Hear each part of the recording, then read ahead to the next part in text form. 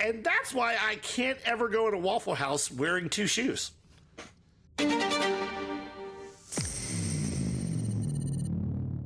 that sucks. Yeah, I know, right? What are you going to do? What are you going to do? Hey, did you know? You ever heard of the Waffle House Index? No, what is that? I think it's called the Waffle House Index. It's some kind of, it's a real thing that's used as like a barometer or a thermometer or a something-ometer to determine how bad things are. Like if Waffle House stays open, there's a chance we'll be okay. Like snowstorms, terrible storms. Wow. And in the pandemic, it was closed. Most Waffle Houses were. Yeah. We thought everything was doomed. We did. We did. Which is funny because I think this week, or maybe last week, is, I think, celebrating the anniversary of when everything went to crap 5 years ago. Really? Yes, because as you may remember, like the pandemic had been slowly, COVID had been sneaking in a little bit into America. And by this time, I believe Arkansas and one other state were the only 2 that didn't have a case yet. Oh, really? Yes. And then finally, I started hearing rumors about it about this time tomorrow, 5 years ago, I guess. About the 12th. And then you started taking seriously about the 18th. It was yes. And what happened around then? Do you remember? What do you mean? Well, I mean, it was like a perfect storm of like everything happening. Like the other states were dealing with it, and we're like, well, maybe this is a little serious. And all of a sudden, Arkansas gets 1 case, and then Tom Hanks and his wife Rita got in Australia got COVID. And it's not like they weren't just like normal people, but they were celebrities. You're like, oh, this is real. And then all of a sudden, movies started getting postponed. Sports games started, getting canceled. They canceled. They didn't have the Final Four. It was pretty concerts serious. Too, yeah. What's that? Concerts too. Concerts too. Anything fun and live. Jobs were starting to get real serious. And it was a pretty serious time 5 years ago. And just to think, it's all because of Lori Petty. All spread by Lori Petty. No? No. Why? No, James Woods. Well, it was James Woods. James Woods caused the COVID pandemic. No. No. Oh, okay. Well, you know what? That was so long ago, and now we're doing a lot better. But it is weird to think we had a pause in civilization. We did. Yeah. Yes, we did. It's kind of cool. Yeah. We lived through it a mint. We sure did, man. It's like... And we're all too lazy to live through those. Like, no matter we're all too lazy to live. We will talk about this for years to come. What's on Netflix? For real. That's pretty much it. Well, speaking of pausing, it is time to take a pause and to come up with something fantastic, because this, my friends, you are listening or watching one of the greatest podcasts ever at this time. This is not Paul Giamatti's Chinwag. No, it's not Paul Giamatti's. It's not We Hate Movies. No, it's not Michelle Obama and Michael Rosenbaum teaming up together. No, it's not. You're watching the greatest podcast that's hosted by Matches and Shannon. It's called NOMS Podcast. Welcome to NOMS, everyone. That's right. Hey, everybody. That stands for Nerding Out with Matches and Shannon. That's right. That's right. Yeah. I'm Shannon Cohagen, and with me is Matches Quaid. That's right. Yeah. Yeah, that's right. We are Mortal here. Enemies to the bitter end. Yeah. We are ready to soft rock. That's right. Well, I'm saying we're the best podcast that's hosted by Matches and Shannon. Of all the podcasts hosted That's true. Yeah, we are. Yeah. And Shannon. I think we're number 1. Pretty solid, yeah. And here on this podcast, we like to talk about movies and sometimes the pandemic, but also movies and actors. Yeah. And we could do that with a little help from our friends, Siskel and... Oh, you mean that great embodiment of sexiness, Roger Ebert. Oh, yeah. Siskel Ebert. Oh, yeah. I like Time to turn the lights down. That's right. Oh, turn them down. Oh, yeah. Oh, turn them off. Turn them off. Anyway, you might see that I'm on the red planet tonight. the red planet behind me. Now, why would you be on the red planet? What would that have anything to do with what we're doing? What are we doing tonight? Weir's novel, The Martian. But also, this week we're doing Total Recall, which I'm super stoked about, Shannon. Woohoo! Oh, consider me stoked. Or did we already do Total Recall? No, I don't think it works that way. I don't. Sure, it wasn't a dream I had. No, See, I'm saying. I'm riffing, I got you. Okay, yeah, it could have been. Could be. Yeah, we are Gaslight me. doing... Gaslight me some more. Okay, fine. Everybody does hate Chris. Gaslight. Not everybody. Not everybody likes him. I'm just saying. Yeah. I mean, I'm sure there's some that don't. Did you like Life cereal? Like Mikey, No, I find Life cereals to be disappointing. Thank you. The roommate brought some chocolate Life cereal into our house. Now that sounds intriguing. It sounds intriguing. It is bad. Yeah? How do you mess that up? One. I don't know. Two, there's some kind of really crunchy hazard in it. I don't know what it is, but it's so crunchy it feels like it's like just chipping away at my teeth every time I take a bite. Don't ever get it. I'm just, I don't know. I feel bad, but just don't get it. Is it Get like something eating else. the toy inside instead of the cereal? Kinda. It feels like, it's like, did I get the toy in there? Is it in there? That was always my fear as a kid. I'm like, I'm going to eat the prize before I can play with it. Yeah. You have to pick it out of your teeth. It's awful. Yeah, I will say, speaking of disappointing cereals, as a child, I thought the cereal Grape Nuts sounded delicious. I was like, it's grapes, it's grape flavored, it's got some peanuts in it, it's going to be delicious. And then I saw that my papa had a box, and I said, Papa, pour me some Grape Nuts. And he poured twigs and berries and bark. I'm like, what is that? Our parents love Grape Nuts. I would do if there was nothing else around. Like, I'd kind of nibble at it a little bit. I could understand, but at the same time, I was a kid and I wanted flavor. I wanted sugar. I wanted colors. I wanted grapes and peanuts, maybe. Imagine it's like his cereals with flavor. Mm-hmm. That's and right. Color. The color is very important. What? The color is very important. I agree. I mean, I think Grape Nuts has the health benefits, but as a child, you see that healthy cereals are terrible. Or supposed to be. Yeah. As I grew up, Crispix became one of my favorite cereals of all time. I forgot about Crispix. That was by the good. wayside, didn't it? So good. No, it's still around. Sometimes it'll disappear, but it always comes back. I love it. It's my favorite cereal now. Okay, I like it. Like a boomerang, Indeed. Yeah, or like Cameron Diaz. She's back. Yeah, but it's too rich for our blood. We get that Malta meal, that big bag cereal. You mean the bottom row. The bottom row cereal. I love it. I remember the commercial where the guy's walking, doing the duck walking. He's like, look down here. That's where the good stuff is. I'm like, yeah, if you fall on the floor. Well, speaking of the good stuff. That's right. Good segue. We are going to be doing Total Recall tonight. This, I can honestly say, I think you agree with me. This is literally one of my favorite movies of all time. All time. Yes. Seriously. 1990s. It's not just your popcorn, blockbuster, dumb, gonna go have some fun. But there's some of that. Yeah. Oh, it's definitely blockbuster and have some fun. Dumb, in the best ways dumb, but also smart. Yeah. And it makes you scratch your head.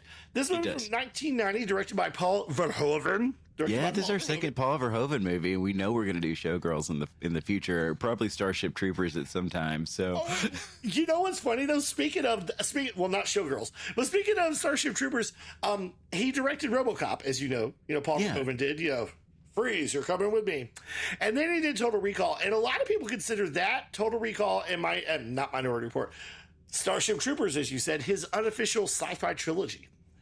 Yeah, I can it has nothing to do with each other except they're set in dystopian futures, Yep, sort of. He's great with the visuals. He's great with the violence. He's great with, a lot of stuff. The directing, he's very This movie, now, of course, we would be remiss if we didn't say who was the big star of this movie. Who is the big star? Matches tell us who is the main vein. Jean Triplehorn. Yeah, that's right, Jean Triplehorn. She went through extensive surgery to play Quaid. What voice is that? Huh?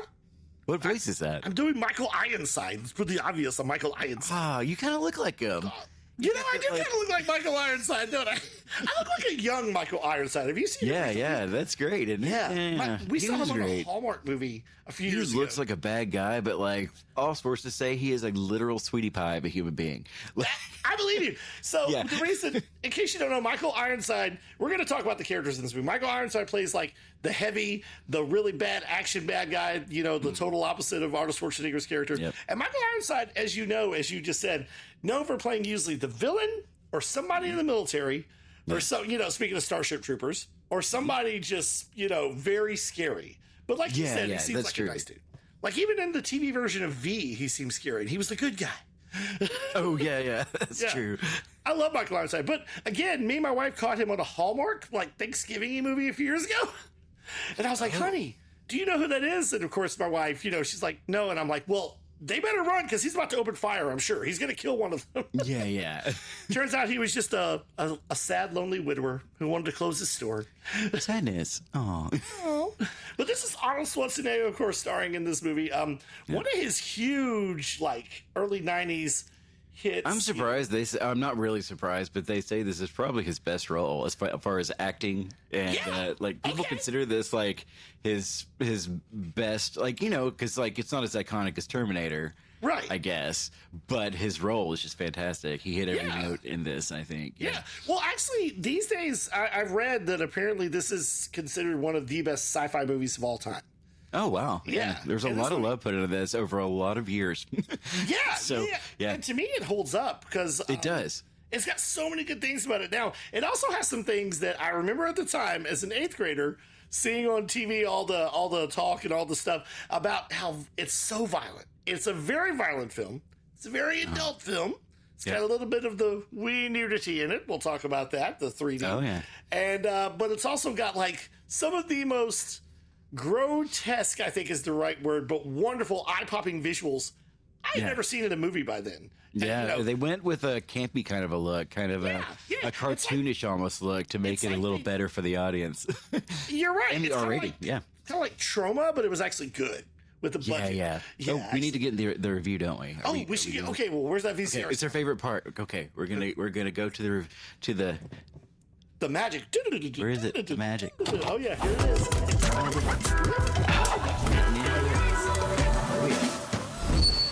2, 3, 4.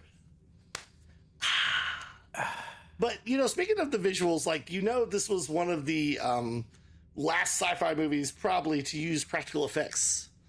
Oh wow, yeah. It is. And it was all practical effects, wasn't it? 99%. It was one of the first movies actually to use CGI, and the only CGI that was. Was it the spaceship when it was coming down on Mars? No. It was It was the part in the airport where they're in the X-ray, the little skeletons.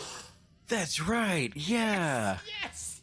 This movie, it looks so good, and as my mom commented a lot, as I think she was like flitting around the living room when I was watching this for the first time, and I think her reaction was, I believe, oh my word, for the love of, seriously, oh my goodness, for That's fun. That's a good review of this movie. Oh no, I think she liked it, but things there's just so many like you said, like the visuals, like we'll get into it, but it's just like, it's like they went as creepy as they could, Yeah.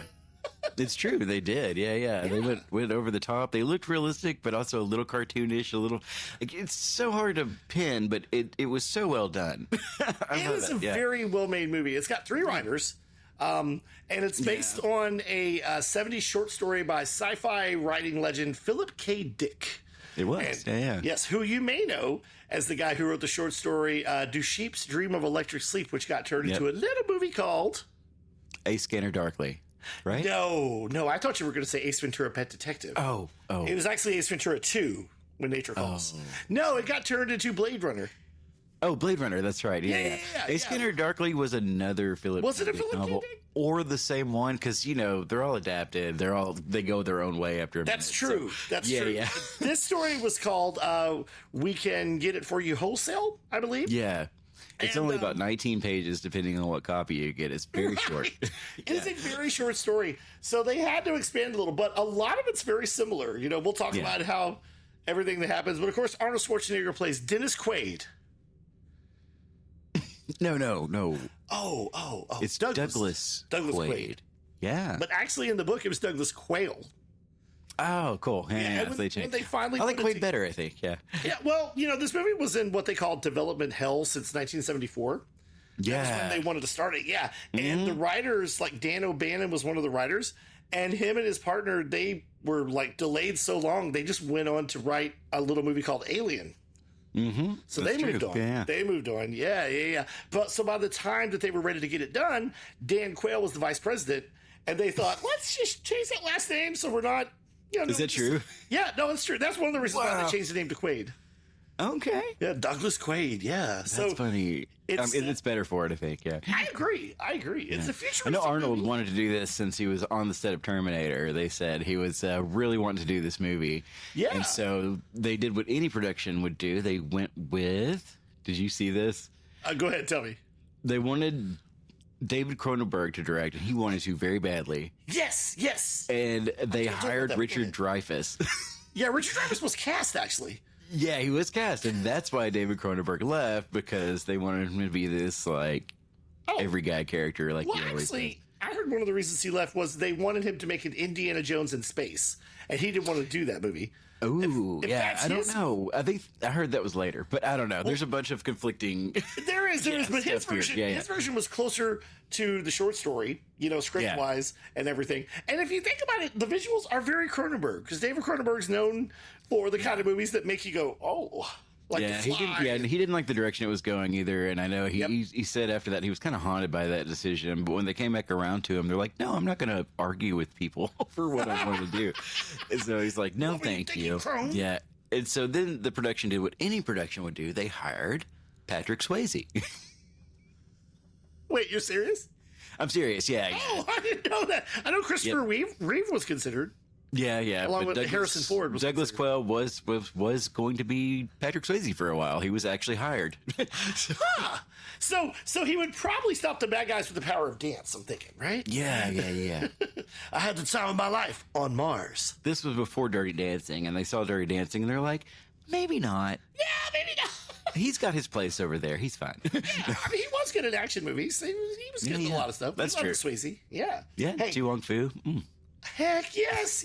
And I gotta say, he was in the movie, which a lot of critics hated, but I like to call Next of Kin, where he plays a former Kentucky guy who lives in New York City. He's a New York City lawman. First time I ever saw Liam Neeson that I remember, and Liam Neeson had a Kentucky Southern accent. Wow. So and he played the character Briar. I remember the name, the title, but I never saw the movie. Imagine my surprise when I saw him on a TV show, and he's like, I hope you like the movie. It's a lot of fun. We had a good time making it. What year was that? We should cover that on the podcast. 89? 88? Yeah, we can do that. Yeah, maybe. Yeah. I'm sure they hated it. Yeah. Yeah. Hopefully they like Total Recall. Here's what I'm thinking. As I said before, this movie it's great. It is perfect. It's very violent. And I remember seeing a lot of stuff on TV about, like, is it too violent? Have we gone too far? And they're like, is it a sexist movie? What year did it end up coming out, though? 1990. 2? 90. Okay. So it was straight up 90. Okay. Yeah, I was in 8th grade, or it was either... Yeah, I can't remember if it was summer but yeah. Oh, okay. I was about 12 years old or so. Oh, nice. You were about a wee lad. I remember having to rent it. We rented it on VHS, and the great thing about seeing it on VHS was it had a teaser trailer for Terminator 2 attached. Oh, wow. And that was the first time I even knew there was going to be a T2. Yeah. And I was like, he's got a new haircut. The best movie of all time. Right? Another Schwarzenegger classic. He'd had a series of bombs like Red Heat, where him and Jim Belushi, he was a Russian. Oh, wow. Cop, yeah. I tried to see it. I tried to watch it like 30 years ago, and I was like, click, But he'd had a series of bombs, and then all of a sudden, like, he was coming back, with this and that and the other Kindergarten Cop. I mean, he was everywhere. Yeah. You want to find out what Siskel Ebert thought about it and then talk about it? I don't know if they liked it, because I know critics. I don't either. There are critics who love it, because I think it was like nominated for Oscars for special effects. Probably, yeah. Like the substance one, the special effects substance. I do know that Siskel Ebert sometimes surprised me on violent movies. Like, some violent movies are like, it's just too much. And then some, they're like, it's fine. Yeah, it doesn't make any sense. But this is our boys. They don't. Yeah. They're mysterious. They work in mysterious ways. They are. That's why we love them. They work in the dark.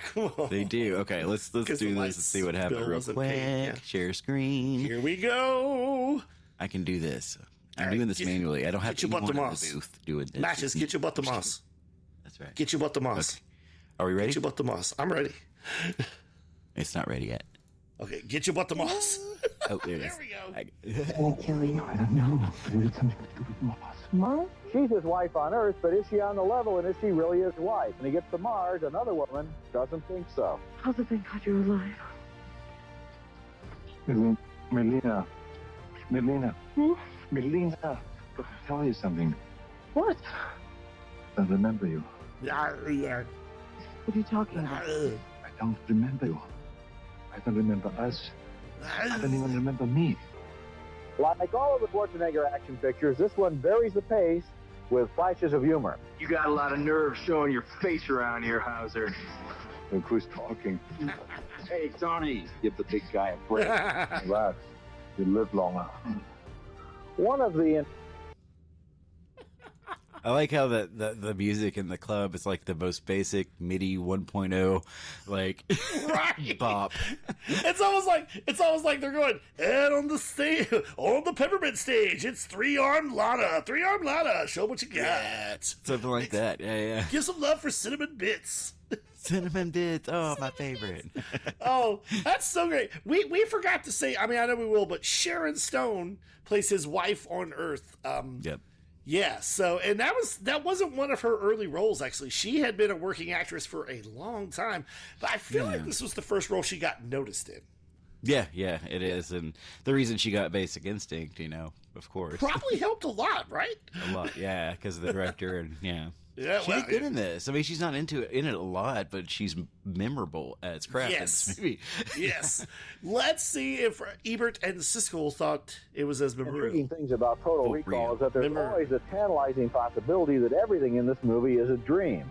At one point, in fact, the doctor even seems to walk into Schwarzenegger's life and try to talk him out of his delusions, but are they delusions? Or has this construction worker from Earth really been thrown into a revolutionary war on Mars? Is he a guy imagining things, or is he really a spy with a beautiful girlfriend? Total Recall is one of the most ambitious and offbeat science fiction movies in a long time, and Schwarzenegger's performance is an important part of the impact because he's not a Superman here, even though he does fight like one. He's a confused man who tries to handle a dangerous situation without knowing what's real and what's not, or what side he's really on. I liked it. I like the first hour a lot. The picture starts out and has some really fabulous special effects.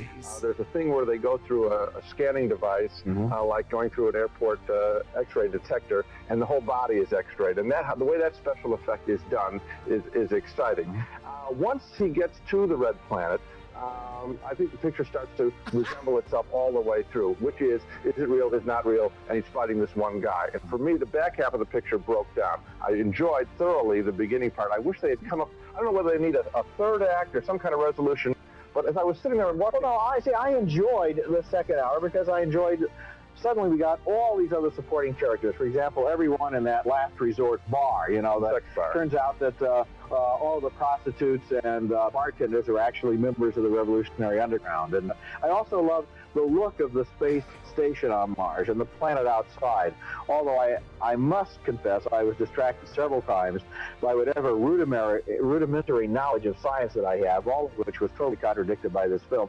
I mean, if you go in there and try to figure out what the scientific problems are with the plot, they're enormous. Well, I think, would you agree that the setup of the picture is more interesting than the payoff? Because No, I with you. the payoff, it doesn't really, you don't even know at the end, and we shouldn't give it, you don't know what the Don't argue with Ebert about sci-fi. Just gonna say, he knows his sci-fi. He knows That's his right. and I don't think it really matters. In other words, you don't know at the end if it's real or not. The way he said Then in that case, the implication is there, even though I won't give it away. but I'm saying The implication it doesn't make any difference which way they flipped it. It really wouldn't make any difference, and that's, I think, the weakness of the last half of the picture. I don't think many people would complain about that. All right, well, we'll see. Our next film is called Strapless.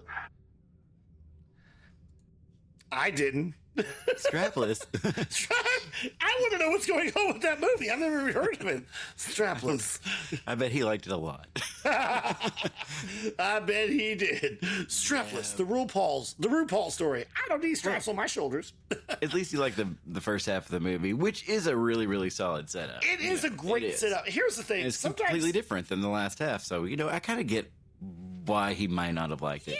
I love it, but, But again, it echoes a lot of criticism that him and others have done over the years, like the first Spider-Man movie. It's great till he puts on the suit and starts fighting crime. Oh, Like, really? Oh yeah, there's criticisms of movies like that all the time. They're like that's the whole point. Yeah. It's not called, "Oh, I got these weird powers. Watch me stick to the wall." Yeah.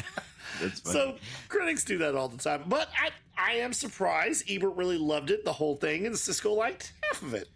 Yeah, that's cool. I thought they would Yeah, have a I'll take it. problem Yeah, I don't think they have a problem with the violence, and they didn't even mention it. Like, no, I guess they have certain focal points they have to do for the review because they're so short, you know. Right. So yeah, they pick their battles. I think there you go.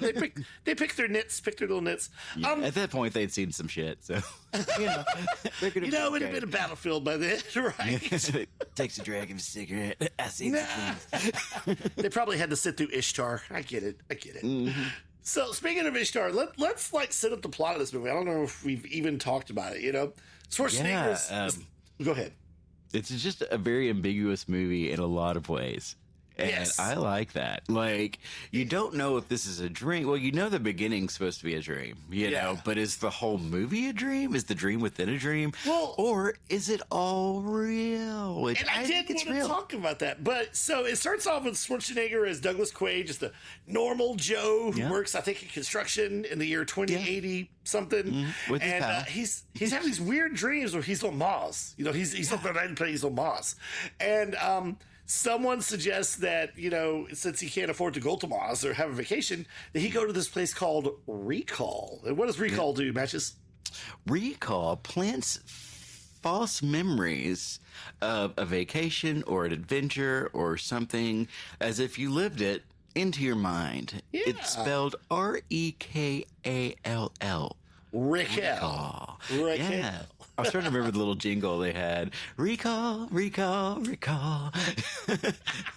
So good. I remember that. It's one of the great catchy jingles of movies. So Recall, you know, so he goes to Recall, and so his wife, played by Sharon Stone, as we said before. Yeah. You know, normal guy, normal suburban guy. His best friend, played by great character actor Robert Costanzo, who is not Danny DeVito, but could be like related. Now, if you don't know who Robert Costanzo is, apparently you never watched a movie from 80 to 2000, because he always plays a loudmouth kind of, you feel like he's got a your stereotypical of that guy. Yes. He voiced Harvey Bullock in the Batman animated series in the 90s. Oh, did he? And yes, and my wife knows him as Joey's dad from Friends. So. Oh, wow. So I saw the one with Joey's dad. Yeah, there's probably more than one. But yeah, my wife being a Friends aficionado. Because when we went to Comic-Con a few years ago and he was there in Little Rock, I told my wife, I was like, hey, I saw Joey's dad from Friends. And she was like, oh, okay. Nice, yeah. But yeah, so Robert Costanzo, and so he goes to Recall, and they give him all these ideas for these packages, and they were like, you know, you can go to Mars. So I want to go to Mars, and they're like, you sure you want to go to Mars? Like, I want to act like I went to Mars. Yeah, it's like they're almost discouraging it, you know. Yeah. And the funny thing is, there is mention of like problems that had happened to Recall before. Like apparently a guy got lobotomized. Yeah. That's the rumor. That what's his name was trying to dissuade him, though. I guess the salesman going there. Yeah. No. Eddie. Was it Eddie? His friend? Was the salesman? Oh no, you're talking about Robert Costanzo. Yeah. Harry, that's it. Harry, yeah. He was trying to say that. He said that somebody was lobotomized, you know. And I got my friend, he was lobotomized. And then he mentions to the salesman, like, that was so long ago. Yeah. So apparently pretty real, but yeah. Yeah. So he tells him, he pretty much lays out the plot of the next hour and a half. He says, we have a package. You'll be a secret agent. You'll fight the bad guys. You'll get the girl, you know. You'll save the entire world. Yeah. Yep. He goes, there'll be Martians or there'll be Mars. So when he's getting recalled, all of a sudden, like, something happens in his brain and he starts to flash back to someone he's not, and he starts to fight the guards, you know, because he's like having some kind of out-of-body experience. Yep. And, you know, so they decide to erase the entire bad episode of him going to recall from his brain, which is kind of scary. And then when he leaves, he runs into Harry. Yeah. Who tries to kill him with a whole bunch of other guys. Yeah, they grab him. Where are we going? I don't know what I did. He's like, let's have that drink there, Quaid. Apparently, Harry was an agent whose job was to keep an eye on him and keep him out of trouble. Yep. And so activating the super agent inside of him, like Quaid kills them all. Like, he even looks at the gun like, how did I do that? Yeah. So then he goes home, turns off the lights, and he's warning Sharon. Did you notice this? Go ahead, tell me. Well, he's supposed to have no memory of going to Recall, right? Well, he's telling his wife, I went to Recall. They're after me, you know, like. Well, maybe Because Harry said Is it it. because Harry said? Yeah, maybe. Because maybe he's like, what are you talking about, Harry? I didn't go to recall. Yeah. Yeah, that's the last time we heard about it. So I don't know. Maybe it's a little bit. But the reveal that Sharon Stone, his wife, is not really his wife. That she's like this hot That's big. assassin. I mean, she is wonderful in this role. I know Basic Instinct's her most well-known role, but I think this is right there. Yeah. Oh yeah, that's great. She's great. Yeah, She's absolutely. this femme fatale. So basically, it turns out that, like, I mean, I don't want to go into the entire plot of the movie, but basically, like, he's not really Quaid. He's a guy that was named Hauser, who got brainwashed by the evil, I guess you could say, ruler, the president of Mars, a guy named Cohagen, played by, you remember? I don't know his name. I've Played seen by it. villain stalwart. You got Michael Ironside in here as the heavy. You've also got Ronnie Cox playing Cohagen. Oh, Ronnie And Cox. if you remember, sorry, go ahead. I was just saying his name. It's a cool name, Ronnie Cox. I know, right? Yeah, Ronnie. Yeah. Every fifth movie from like the 80s to the late 90s, Ronnie Cox was usually in. He would either play the villain Yep. or some presidential official would be like, well, I think we need to nuke them, sir. Yeah. I definitely recognize his face from everything, but Well, he was in RoboCop. He played the villain in RoboCop. That's right. Yeah. Okay. Yeah. That's right. Right on. He was in Command of Red from That 70s Show. So weird to think that, right? Yep. But basically, like I said, it would take a while to get into the whole plot, but like you said, he goes to Mars after finally, going through all this chase from Michael Ironside and his crew. And by the way, Ironside and his crew, Richter is his name, they do not give a flying flip-flop about who they killed to get to him. Yeah, or they're going after him on that like tram or whatever, and they're just shooting everything and They're everybody. literally shooting. And on the escalator, like just bodies are flying past the people that aren't hurt No, yet. and Schwarzenegger has to pull up some guy who's already dead as a human shield, Yeah. I believe this is where my mom said, "What do you have to keep shooting him? He is dead." It's true. It is true. But basically, he gets to Mars, and it's a whole lot of involved stuff. There are rebels on the planet. There's a rebel leader that no one's seen called Quato. Very mysterious. Yes. Turns out Quaid was a guy named Hauser who used to work for Cohagen. Cohagen found out. He brainwashed him, sent him to Earth, and gave him all these people to watch over him so he wouldn't come back and stop Cohagen from his evil plots. And, apparently Hauser knew things that would take him down. Yeah. And then it turns out that, that was a lie. Yeah, apparently he was a double agent that went undercover, messing with his memory himself. And yes, there's twists upon twists in this movie, and they do make sense. Like they literally do. They're very good. Yeah, every layer of the story makes sense. Basically, he gets led by the rebels, because Melina, the girl that he was dreaming about, played by Rachel Ticotin, who is awesome. She was at Con Air and a whole bunch of other stuff, Yeah. She's who played the tough girl on the side. She was the cop on the plane at Con Air. I don't know if you remember. Oh, yeah. Okay. Yeah. Yeah. The one that Danny Trejo was like, wink, wink, hey, And they're like, how do I live without you? I got you. I want to know. But basically, he gets led to the rebels. And, I got to mention real quick, there's so many great characters in this movie. Oh, yeah. But I got to mention Benny, the cab driver. Benny, yep, got to mention Benny. Benny, and he's like constantly like, you love Benny, because he's always saying, I got 5 kids. Yeah, he's a fast-talking city slicker that knows his way around. He's basically the New York cabbie of Mars, right? He knows everywhere. And he takes him to meet the rebels, and the Quato... Go ahead and tell him who Quato is, because this is important to what we're going to talk about. Well, he's talking to someone he thinks might be Quato. He takes him into an office. Guy. Yeah, the regular guy is like, you're Quato or whatever. Yeah. And he's like, no, brace yourself. He kind of turns around, pulls his little shirt up, and what's there, bud? Something that looks like that guy. You monster! On his tummy. It's like if I had a Shannon on my tummy with little hands, that would be Quato.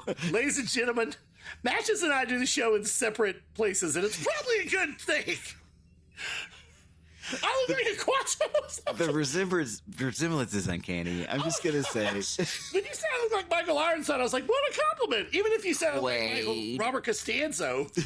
Oh my gosh, yeah. Like you look like the more handsome version of Quato. Thank you. And I have legs. But Yeah. he does. You've never seen him. No. There are some great lines in this movie. And when Quato, who's kind of a psychic, he puts his hands on Quaid's head. What does he say? What does he say? Well, first he says, "Open your mind." Yeah. It's like, "Shut the reactor down, Quaid," or something like that. I think that's mentioned.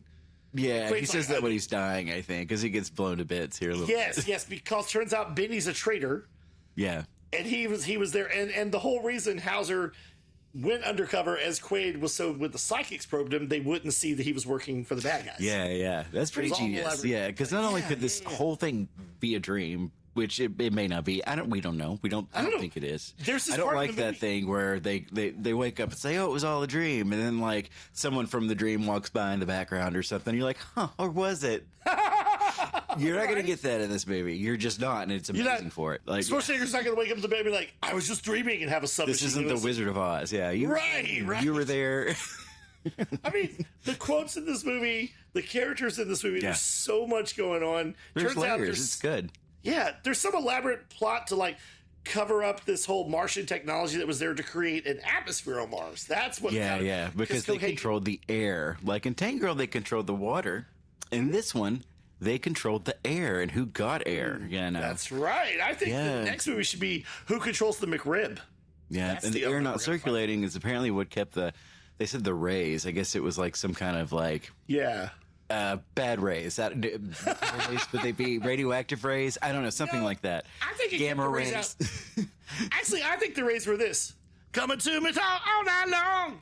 Either way, it's what caused the mutations in the people that were mutants and the children with the scars and the faces and the yes. And speaking of mutants, Quaid does go into this sexy little bar, like you said, that had the MIDI music.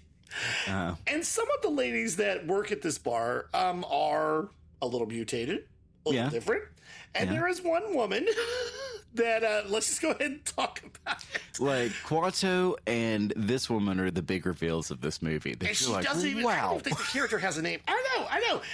When you talk about this movie, if you know nothing else about this movie, you remember the girl with the 3 enhancements. The girl with the 3 boobs. Yeah, there's a woman with 3 boobs. Yep. The actress said that she still felt uncomfortable, even though none of them are real. Neither the one in the middle wasn't real. Yeah, the ones on the side weren't real. It was all fake, but it looked real. Yeah. And I remember her being blue or pink, but she looks like a white woman. I don't know what my memory was doing. Well, it's funny because she was mostly like in B movies and smaller productions and small roles, and she even got invited to be on Johnny Carson after this movie came out. Really? Just a little. Oh, so, I know why. We all know why. You like your body of work there. Yes, 3 times. Yeah, I'm sure he wasn't very toward behind the scenes. No, I'm sure. Come on, give me a peek. I do have some information about her, though. Her name is, I think, Lucia Nuff, which is hilarious. Okay. See enough? I saw enough. Oh, we saw enough. Oh, that's that was enough. Enough's enough, Lucia. That's right, Shirley. So here's the thing. After she decided to quit acting, she decided to go into journalism, and guess what she did? Guess what Nuff did? She became a journalist? Yeah, but guess what she did, though?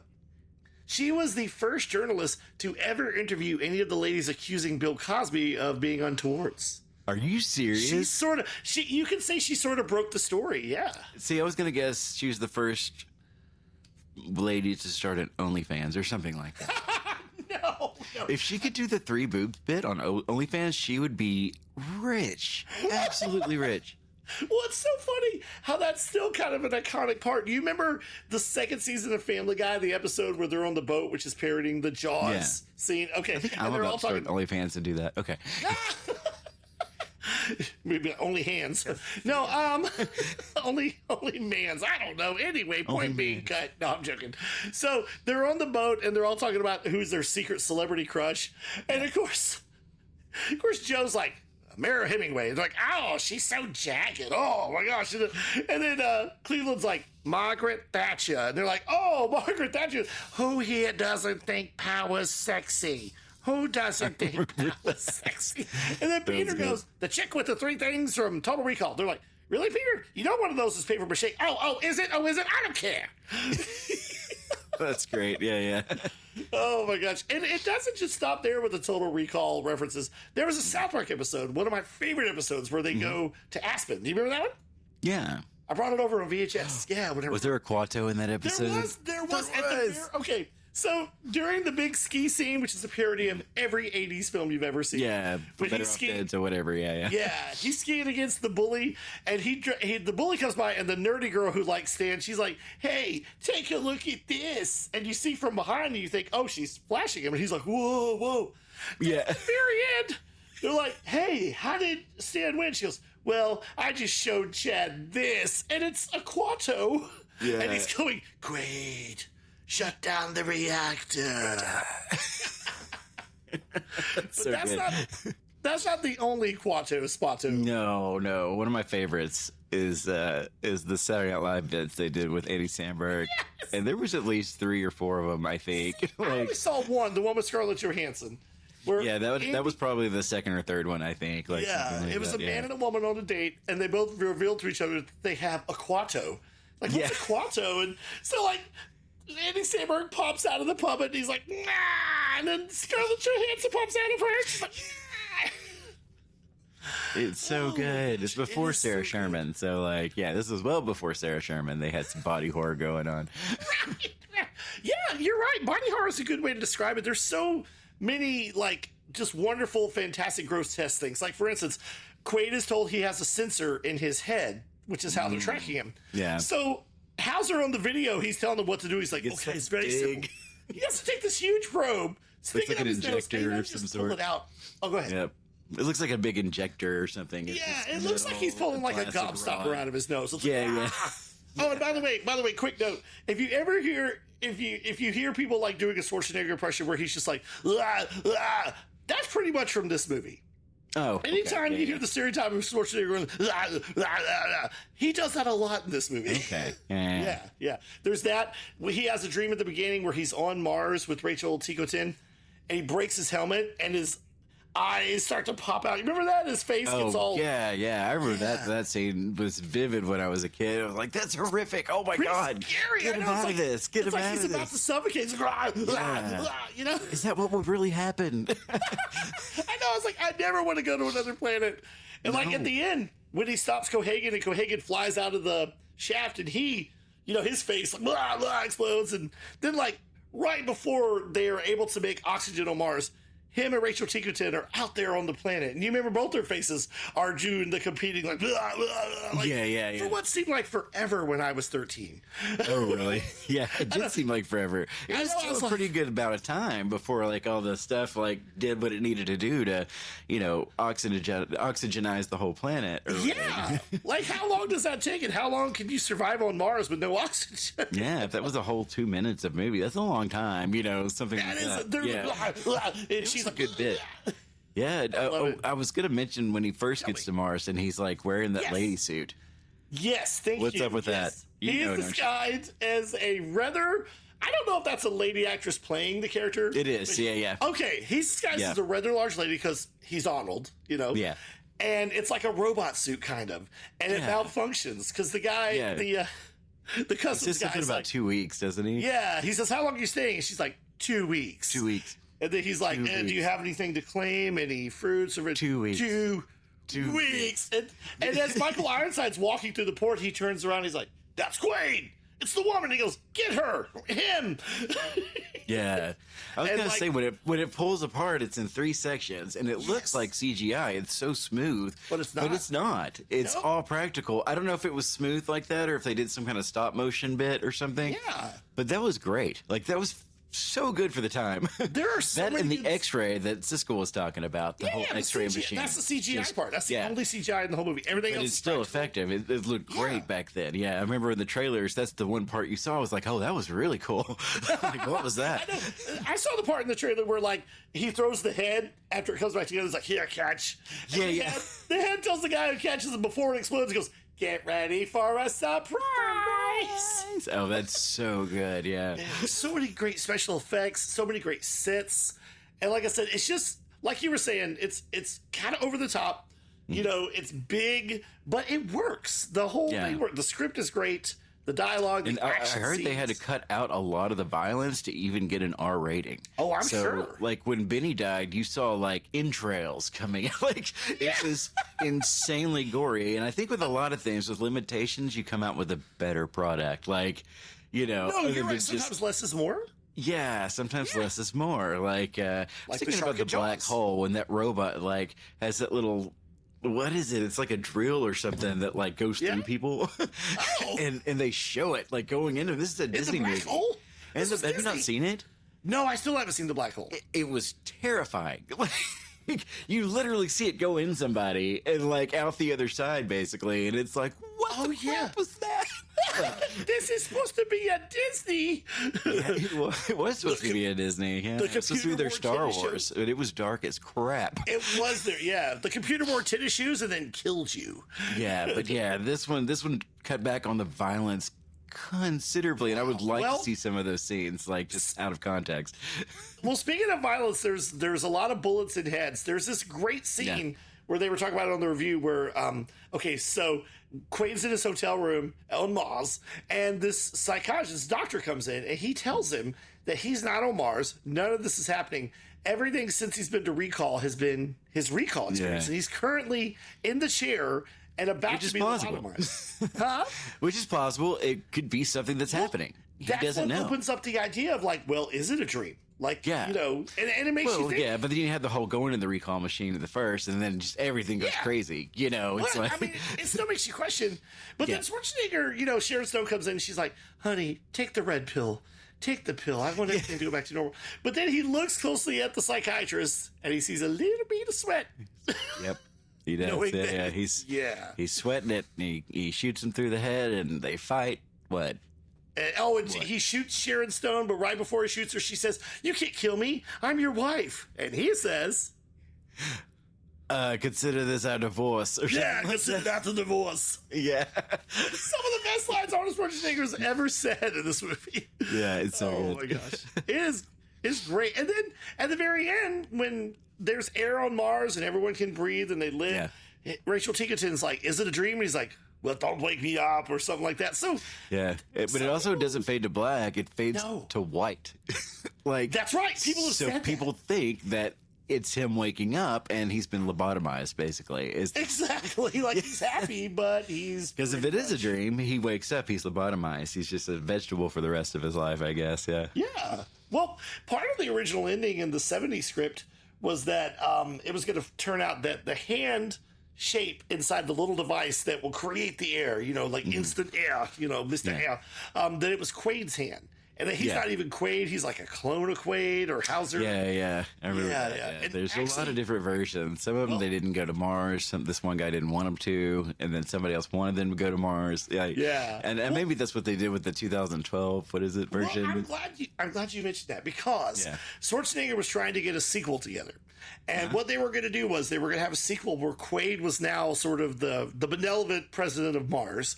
And he had a team of cops who would go and arrest people with the thought that they were about to commit a crime before they would commit a crime. Sound familiar? Oh, Minority Report. Yeah, That's right, but it fell apart, so they took that did. script, fine-tuned it years later, and turned it into the Tom Cruise 2002 movie Which Minority I Report. watched that semi-recently. Actually, a good movie. It's a very good movie. Also Yeah, based I on a didn't Philip. remember that.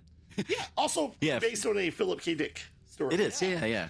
So Minority Report was almost a sequel to Total Recall. Yeah, And- that's crazy. And then in '99, there was a series on Showtime, which wasn't that memorable. It was like Total Recall 2070 or something like that. And Oh, I forgot about that. Yeah. didn't Did you watch it? You didn't no, watch it? no, that was back when Showtime was trying to be HBO, but not that not successful. quite there yet. Yeah. No, they had Red Shoe Diaries. They really tried. They had They some finally shows. got there. You know, they're ambitious. stellar now. Yeah. Yeah. We love the Showtime. Showtime. We love Yellow Jackets. Yellow Jackets. Yeah, That's I got to a finish tasty season 2 and start season 3. That's what I got. Yes, I have started season 3. No spoilers. I'm in It's the pretty middle tasty. of the most excellent, probably the best series of all time, Severance, right now. Keep talking about this Severance. It's so sensational. Just keep going. You know, even if you don't like it, put it on the background. You know, you're gonna be like, oh, that's interesting. And you're just gonna be like, you're gonna be hooked before you know it. It's funny you should say that because it's very recalled in the fact that your mind is sort of separated and your memories. Exactly. They do a good job of like, you don't know, and these characters don't know what's going on outside these walls. You know, like what's real and what's not. And I sure don't know. You don't know. They don't know. It's so good. Well, they do that very well. Speaking of things you should have forgotten, they did remake the movie in 2012. Okay. Yep, they did. You said you didn't see it, right? I did see it. I don't remember anything about it. Okay, Yeah. let me tell you real quick. It was ill-advised. It was not great. It's so funny because Colin Farrell's in it, okay?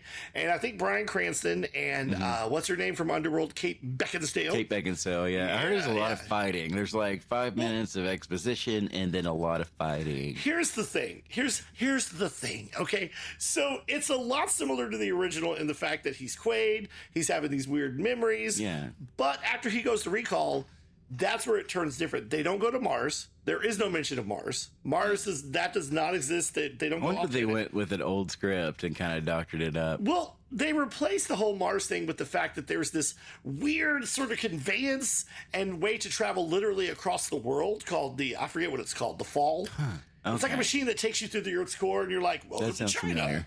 Yeah. And so they totally changed that story. Kate Beckinsale is a combination of Michael Ironside's character and Sharon Stone's character. She's his wife, but she's also the assassin Okay. who's supposed to kill him. Yeah.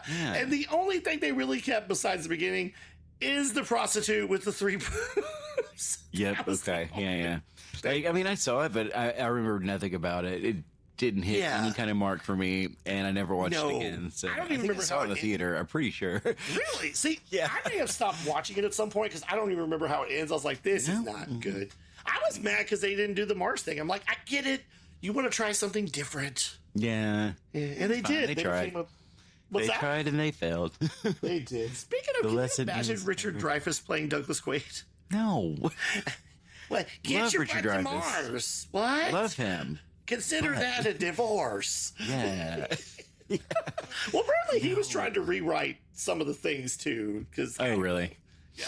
I think Everyone Richard has a Dreyfuss hand is in this. Yeah. It's surprising it turned out at all. Like, literally surprising. Oh, yeah. No, you're right. All right. There were so many hands in the pot. Yep. And, but yeah, it just turned out to be a great movie. Total Recall is, it's kind of wonderful. It's a Total fun. Recall is wonderful. Yeah. It is. Do you want to get into the review of it now, or what do you think of it? Yeah. I think it's splendid, Shannon. This is a marvel. It's one of those movies in the 90s that just has amazing set pieces. You know, Yes. It's all practical. It's all there, you know. Yeah. I know they filmed in Mexico, and they set a casting call for actors. If they were going to be in Mexico, they could just stop by and be in the movie. So all these actors flew to Mexico on their own dime, stayed there on their own dime. If they were in the movie, they got $15 per diem per day. Yeah, and if they were not in it for a day, they didn't get anything like that. So it was just per diems? mostly. It wasn't a big bunny production, but it was a big production. So Arnold got all of that, you know, all the budget went to Arnold. Yeah. I need to. I have to hire a new maid. Wink, wink. Well, I will tell you. Speaking of where they filmed the location, here's a fun fact I found out recently. Apparently, on the set, everybody except for Arnold and one other person, I forget, maybe he was a producer or something. They all got sick on set. They all got food poisoning. yeah. Except for Arnold, because he had his food flew in from America every day. And the reason he did that on set when they'd go on location is because filming The Predator, he got sick where they were on location Oh, because wow. of the food. So he learned his lesson and he had his food imported in each time. Weird. How are It's like, people getting God. so sick? Like, I don't I think. don't know, but the entire cast and crew got sick, and they were actually making fun of the other guy, the producer guy, because he like had his own water and all this filtration system. They're like, ha ha! And all of a we sudden don't they're want to like, drink the water in Mexico still, that's for sure. That's what they say. Don't drink the water. No. No, you, no. you will have you'll have Carlos bad Mencias. times. You will have to Carlos Mencias. Yes, you will. Pretty much all week. Let's rate this movie, shall we? Do you want to go first? Yeah, that's fine. Okay. Let's see. I'm going to give this movie 4.5 Quaids. Oh, why the 4.5? Can I ask why the 0.5 is taken off? Any reason? I mean, Nathan's perfect. No. I disagree. Have you seen Pootie Tang? Do what? Po body's perfect. Nah. I disagree. You never heard of a movie called Glitter? I mean, come on. I can't give everything a 5. I'm just going to give it a 4.5 out of 5 and say it's perfect. Yeah. I understand. Not everything can be a ray of sunshine. Well, unlike you, I'm going to add that 0.5 in. I'm going to give it 5 out of 5. Quaid. Open your mind. Oh, one more line I have to mention that was kind of spoiled for me from my buddy Saranto from school, but it wasn't spoiled, but he told me about it, and when I saw the movie, it made much more sense. So Benny betrays him, and at one point, Benny tries to kill him with his cab, and Quaid is fighting back with this big drill, right? Yeah. So when Quaid finally gets the drill, like you said, it was going to be much more violent. When he gets the drill right where he's about to stick it into Benny, Benny, can't see him, and he's like, "Hey, Benny!" And Benny's like, "What?" And he goes, "Cryo!" Get it? It's a pun. No, I don't get it. I'm just kidding. I'm not sure either. Screw you. I get it. This movie has so much Well, he heard the to screw coming in, and he's like, "Where is it coming from?" He was like, "What?" Yeah. He's like, "What are you doing?" But this movie's so great. I mean, you've got the Johnny Cab robot. We didn't even mention that. The cab. Yeah, who plays him? There's a famous actor that plays him. Not Robert Costanzo. Dang it, what's his name? Robert Picardo. Yeah, that's it. Yeah, Robert Ricardo. He's in Star Trek and a bunch of stuff. Yeah. He's You'd know him if you saw he's him. in Inner Space. Yeah. We've talked about it in other movies. He's great. He voices them, and they use his likeness, if you notice that. Yeah. In the face for sure. Yeah. Oh, definitely. Yeah. There's so many weird explosions, just grotesque special effects. This movie is so entertaining, and I would like to show it to my kids one day. Yeah. Oh, Robert Picardo. We've talked about him on Gremlins too, because he's the one with the lady gremlin, with Greta Gremlin. Yes. And he had those great faces. Yeah, can you do the face he does when he finally gives into her? Something like that. It's like I'm watching a movie. I would also be remiss to remind you that one of the mutant, well, I would consider her a mutant, but one of the prostitutes is a little person actor. I do not know her name, but she played Mini Mimi on a few episodes of Drew Carey Show in 1999. I remember her as an actress in the 90s. Yeah, for sure. She did a lot of stuff. Yeah. When she gets that gun and stands up on the oh my gosh, that tiny little gun. And she's it's so great.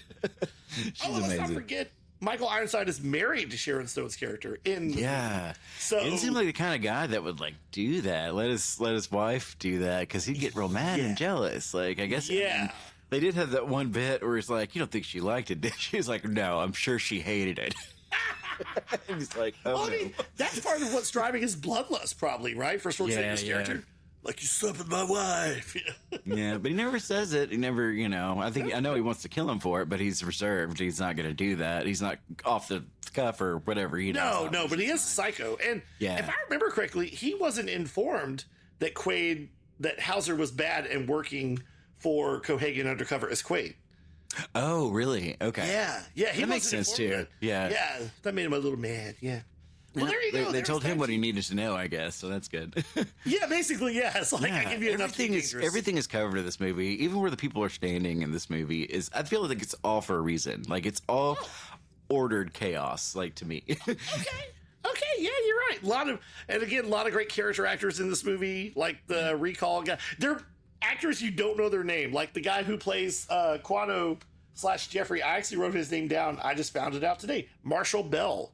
That guy's in a whole bunch of stuff that we grew up watching. Oh, wow. Okay. Yeah. The psychiatrist, he's in a bunch of stuff that we grew up watching. Because he always talked like this. I don't know what's happening. That's true. Yeah. Well, that was Total Recall. Oh, that was good. Yeah. Good stuff. I love Total Recall. Go watch it. I don't know. Maybe. It's on Pluto. Get your butt to NOMS. That's right. There's a Spanish version on Pluto. I got that one. That's what you got. Yeah, the Spanish version. Can I tell you real quick what it was listed as? It's so awesome. I love the Spanish language. It is listed as, hang on, flip. El Vengador del Futuro. El Vengador del Futuro. That's right. Yeah. That's Schwarzenegger.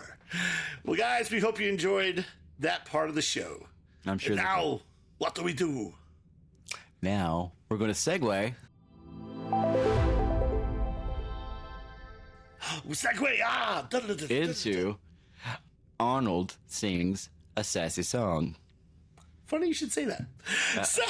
Oh, no. Now, this time I'm going, oh, be careful what you wish for, sir. It may very well be birthed in the light. Oh, my God. Okay, so tonight I decided to do something different. You know, usually on this part every week, the part that everyone loves and just gets all excited about is the part where I try to write a theme song for our show, and it usually goes wonderfully. Yeah. It goes pretty awful. But this time I decided to do something different. The muse moved me in a different direction, and I decided to write a song about the movie itself. Yes, so That's cool. I have a question for you, Matches. If you were to see me, Shannon? well, I'll tell you, if you were to see me from afar and come up to me, and my back was turned to you, what would you tell me to do? Turn around. Every now and then I need to hear the podcast that talks about my films. Turn around. Every now and then I need Matches and Shannon and Siskel and Ebert too. Turn around. Every now and then I go out to Sarah Connor to either help her or kill her. Turn around. Every now and then I stop an invisible alien who somehow killed Jesse the Body Ventura. Turn around. Wise guys. Every now and then I take a part. Turn around. Every now and then I take a part. And I need to go to Mars. And I need to stop Cohagen. But it turns out that's a lie. Hauser and Sharon. Hang on.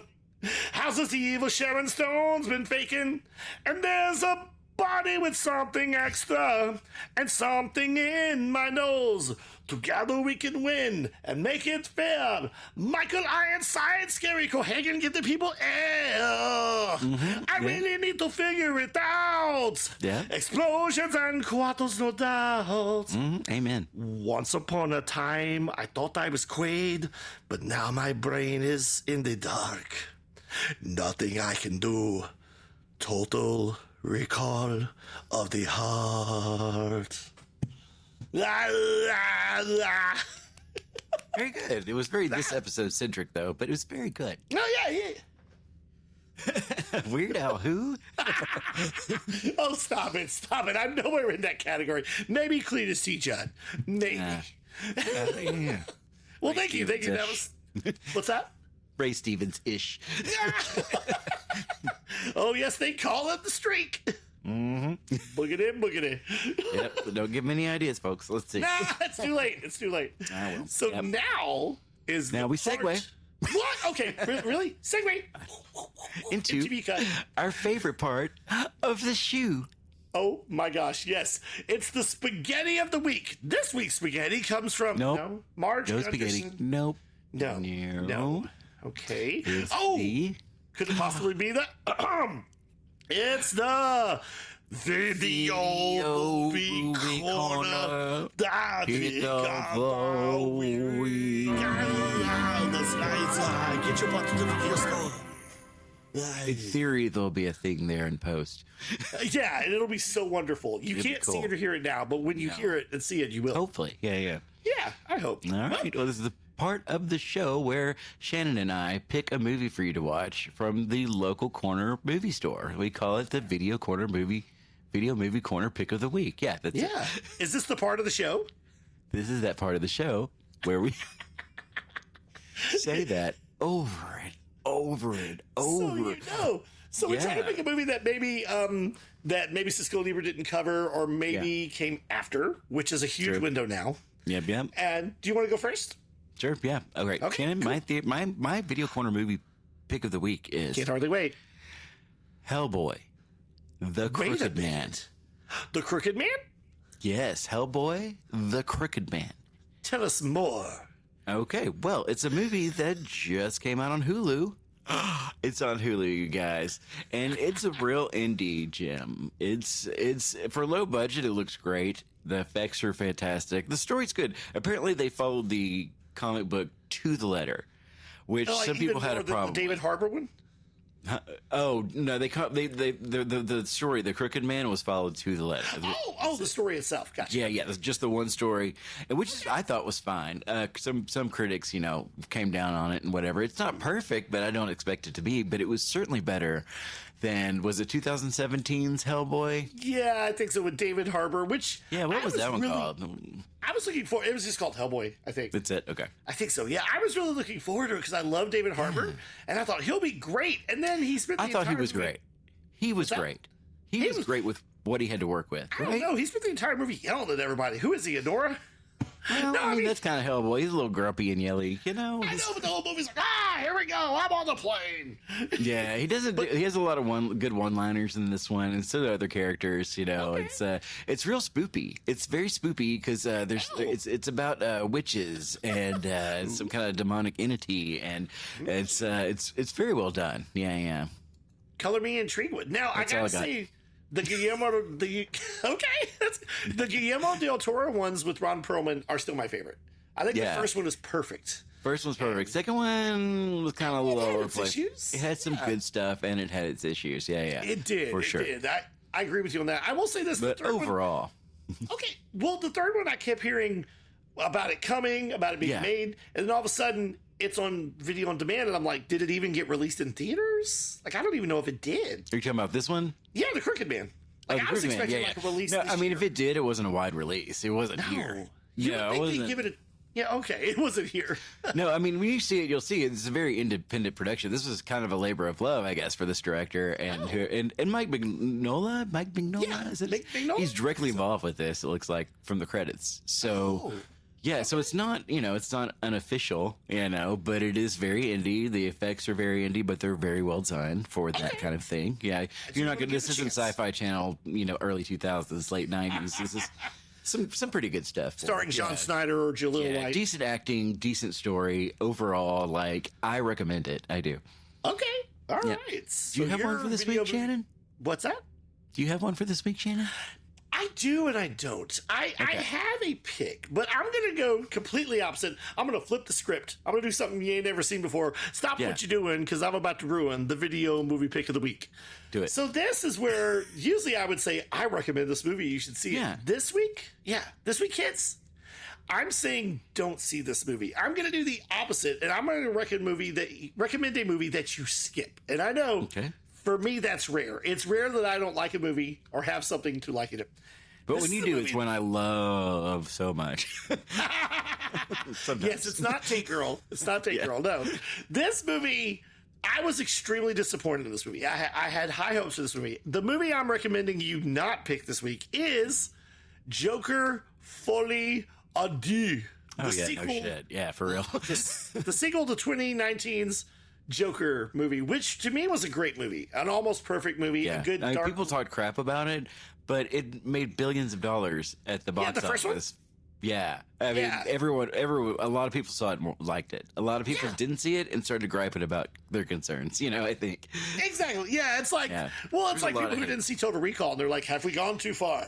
Yeah, I expected nothing from the first Joker movie. I literally went in with no expectations. I was like, "This is gonna." I mean, if it's bad, I don't care. Whatever, but it wasn't. Exactly. And it wasn't very stereotypically comic booky, and it was dark. But I thought, okay, there is no need to make a sequel. This film is perfect. It ends good. It tells a good story. And then they announced certain mental illness that Joaquin Phoenix had in that movie. I feel like it's like someone that you could just see walking down the street. Like it's a real. I feel like they got the psychology of the character exactly right, and he nailed it to just a T. Yeah, you're not wrong. Which is why I was so disappointed in this one, because at first I heard there's not going to be a sequel. Then I heard there was going to be a sequel, and then I heard Harley Quinn's going to be in this one, and I thought, okay, all right, I'm down with it. And then I heard it was going to be a musical, and I was like, at first I was like, that sounds horrible, and then I remembered that I love musicals. And I thought, you know what? No, but something about that does sound horrible, doesn't it? Like, musicals or not. It does. And it seemed like they were going to do something like Chicago, the movie did, where it seems like it's all in Renee Zellweger's mind, And I can see how that could happen. But no, the music is clunky. It doesn't work. The musical part does not work. The reason I don't like this movie, there is no reason to make this sequel. Nothing really happens. Yeah, and I mean that with all regard. Like, I'll give you a little taste of it. He's in, prison / mental home, and he's going to be on trial. And Harvey Dent's in the movie, which you might get excited about, maybe, Yeah. But No, he meets Harleen Quinzel, and, you know, of course, there's all this clamoring on the streets about how he's a hero, which is kind of scary. And it's not a good movie. The reason I don't like it is there was no reason to make the sequel. I rarely say that about a movie. Yeah, to me, every movie serves a purpose. This one didn't. And I couldn't wait for it to be over, and I'm very shocked. Yeah, and I thought I loved the music, but I need to watch it. I know it's not going to be good, but I want to watch it. And also, Quentin Tarantino and his longtime friend and collaborator both said it was amazing. They're the only two people in existence that I know that loved it, and I want to know why. Well, if you want to check out Joker Folie à Deux, it is streaming on Max. It is on DVD and Blu-ray. Be prepared. You might love it. You might actually love it. Because there's a lot of movies that people see. Wait a little bit, because it'll be on HBO or something, right? For free. It is on HBO, I think. Is it? Okay. Yeah, that's right. On Yeah. HBO. Yep, That's right. So don't check out Joker Folie à Deux. Don't buy it. Don't buy it. Just see it first. Definitely if you're going to see it, don't buy it. And that is my opposite to the... let me do it Lady Gaga style. You ready? Okay. Video movie. Pick up the week. Baby, I was born this way. Wow. Lady Gaga? You're here? Yeah, I'm right here. I'm right here. Cool. Oh, well. I shake my head. Skip to the outro. Let's go.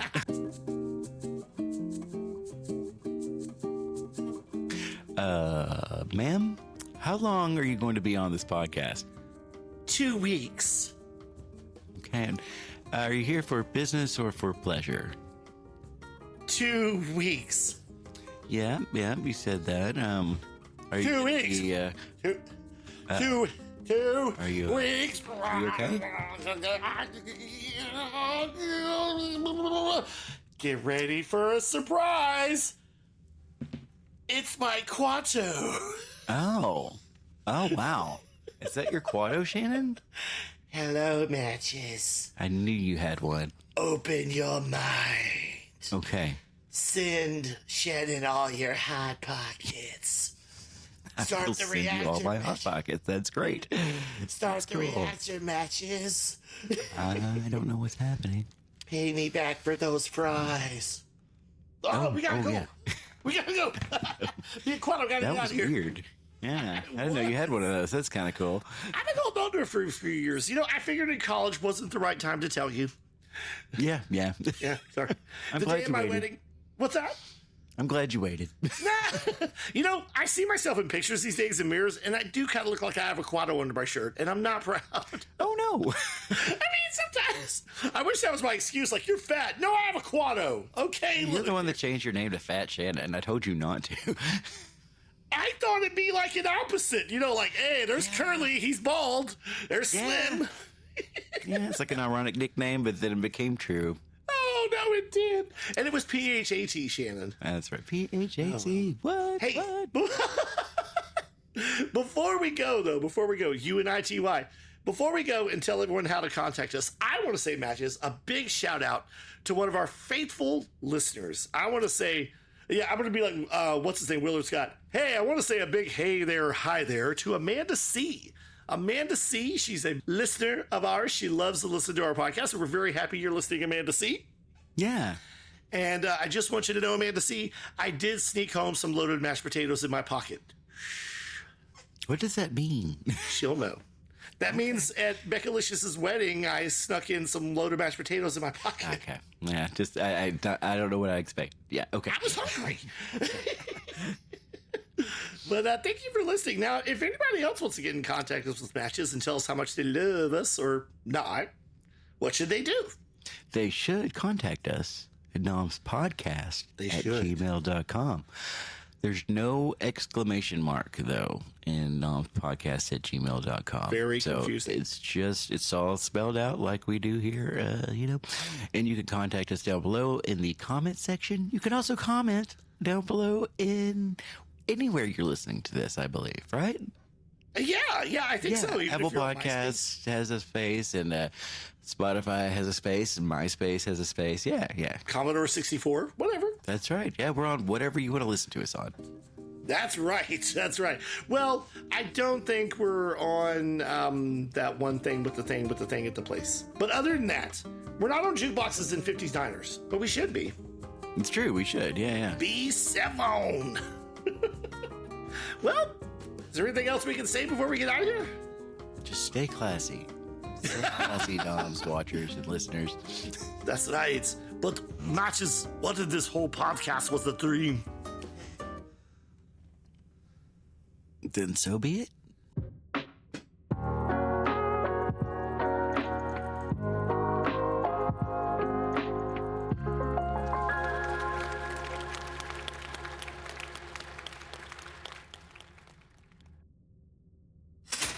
Nom nom nom. Nom nom nom.